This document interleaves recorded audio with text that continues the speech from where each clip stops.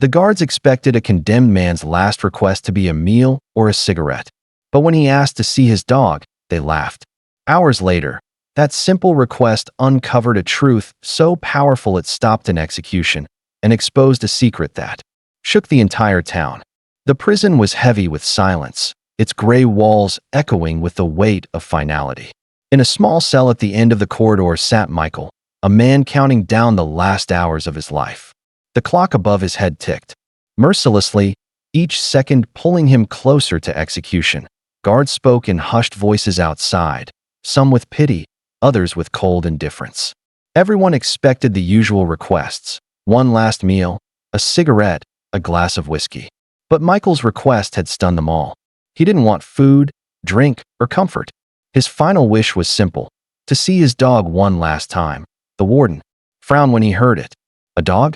Inside these walls? It was unheard of. Yet something in Michael's voice, steady, broken, and desperate, convinced them to grant it. None of them knew then how much that decision would change. The next morning, the sound of footsteps echoed down the corridor. Every prisoner pressed against their bars, craning their necks to see what was happening. And then they saw it. A German shepherd being led by two guards, his leash tight in their hands. The animal's sharp eyes darted around, ears flicking at the unfamiliar sounds of chains and steel. Some guards chuckled under their breath. "All this trouble for a dog," one muttered. Others shook their heads, uneasy with the strange request. But when the shepherd caught sight of Michael through the bars, everything changed. The prisoner who had sat silent and pale all night suddenly rose to his feet, his eyes welling with tears. His hands shook as he reached for the bars, whispering the dog's name. The shepherd froze, then pulled hard against the leash, tail wagging furiously. Recognition was instant and undeniable. The guards hesitated before unclipping the leash, but the shepherd lunged forward the moment he was free. Michael dropped to his knees, chains clinking as he wrapped his arms around the dog's neck. For the first time in years, his hardened face crumbled into sobs. The sight unlocked a flood of memories. He remembered the day he first found the pup, cold, shivering, abandoned in an alley. Everyone else had walked past, but Michael couldn't.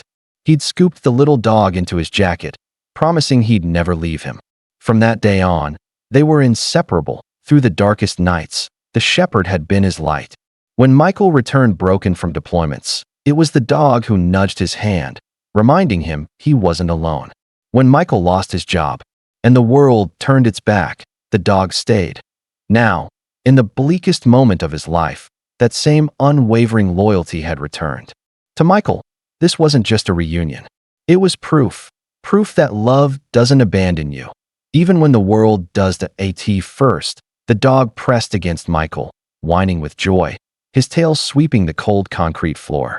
The guards exchanged glances, some rolling their eyes, others visibly moved. But then something shifted. The shepherd stiffened, nose twitching as he sniffed Michael's prison uniform. His body tensed, hackles rising, a low growl rumbling from his chest. The guards instantly reached for their weapons. "Control. That dog," one barked. But Michael shook his head, chains rattling as he held up his hands. "Wait. He's trying to tell us something." The shepherd paced in circles around Michael, then stopped abruptly, locking eyes with him. In that gaze was no hatred, only urgency. He barked sharply, once, then again, as though trying to speak. Michael's breath caught. He understood. Tears welled in his eyes as he turned to the guards. "You don't know the truth," he whispered, voice breaking. "There are things I never said, things only he remembers." The room fell silent. For the first time, the condemned man was ready to speak. Michael's hands trembled as he stroked the shepherd's fur, eyes locked on the floor. "You want to know why I asked for him?" he said, voice hoarse. "Because he's the only one who knows what really happened." The guards exchanged confused looks, but no one interrupted. The dog whined softly, pressing his head against Michael's chest. "That night," Michael continued, "the night they said I took a life, I wasn't alone. He was with me. He saw it all." His words cracked under the weight of memory. "I didn't kill that man. I tried to stop it. But no one believed me." Gasps rippled through the room. One of the officers shook his head. "You're saying this dog is your witness?" Michael nodded, tears streaming. He remembers the scent, the face, the fear. If anyone can prove the truth, it's him. Silence fell. Suddenly, what had begun as a strange request no longer seemed foolish. It felt like the beginning of a revelation. The warden ordered silence, his eyes narrowing. Enough stories. This execution goes on schedule. But before the guards could move, the shepherd barked furiously, straining toward the nearest officer. His teeth bared, his growl deepened, not at Michael, but at the man in uniform. The room froze. The accused officer stepped back, his face paling. Michael's voice rang out, hoarse but steady. That's him. The one who was there that night. Murmurs erupted. The warden demanded answers, and within moments, investigators were summoned. Under pressure, evidence long dismissed was re-examined. Fingerprints, traces of fabric, even surveillance footage that had once been buried began to resurface. Piece by piece, the puzzle shifted. The shocking truth emerged. Michael's conviction had been built on lies, planted by those sworn to uphold justice. The shepherd hadn't just recognized his master.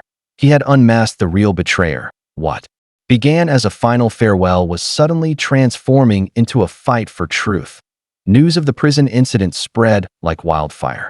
By the next morning, the entire town was buzzing. Headlines screamed about the condemned man's last wish, the dog's reaction, and the shocking evidence unearthed. Crowds gathered outside the courthouse, voices rising in anger and disbelief. How could they almost execute an innocent man? One shouted. Others held signs demanding justice, their faces a mix of outrage and shame. Families who once turned their backs on Michael now whispered about how wrong they had been. Inside the prison, officials scrambled. The investigation widened, pulling in officers, lawyers, and even politicians who had conspired to bury the truth. The deeper it went, the dirtier it became. Corruption had festered in silence for years, and now the cracks were splitting wide open. Through it all, the shepherd never left Michael's side. To the public, he wasn't just a dog anymore. He was a symbol of loyalty and truth, the four-legged witness who refused to let lies decide a man's fate. The town had awakened, and nothing would ever be the same. Weeks later, the gavel fell in the courtroom. Michael was exonerated. The man once destined for death walked free, not as a condemned prisoner, but as a survivor of betrayal. Beside him padded the shepherd, tail wagging, eyes bright, as if he'd known this day would come all along. Outside, the town erupted in cheers. Reporters clamored for words, but Michael only bent down, hugging the dog tightly. "You saved me," he whispered, voice breaking. "You gave me back my life." The shepherd licked his face, tail thumping against the ground. For Michael, it wasn't the freedom that mattered most. It was the proof that loyalty could outlast even the darkest lies. And for the town, it was a reminder, sometimes truth has four paws. Months after his release, Michael settled into a quiet life far from the prison walls that nearly became his grave. The town was still healing, still grappling with the corruption that had nearly cost an innocent man his life. But whenever people saw Michael walking down the street with his shepherd by his side, they were reminded of something greater than scandal: hope. Children ran to pet the dog, neighbors greeted Michael with nods of respect, and strangers whispered, "That's the man who was saved by his dog." The shepherd became more than a companion. He was a living symbol of truth and loyalty. Michael often said little about the ordeal, but when asked, he would smile faintly and say, "I didn't survive because of the system. I survived because of him." And in that bond, unbreakable, undeniable, the town found a new lesson. Justice may falter, but love and loyalty never will.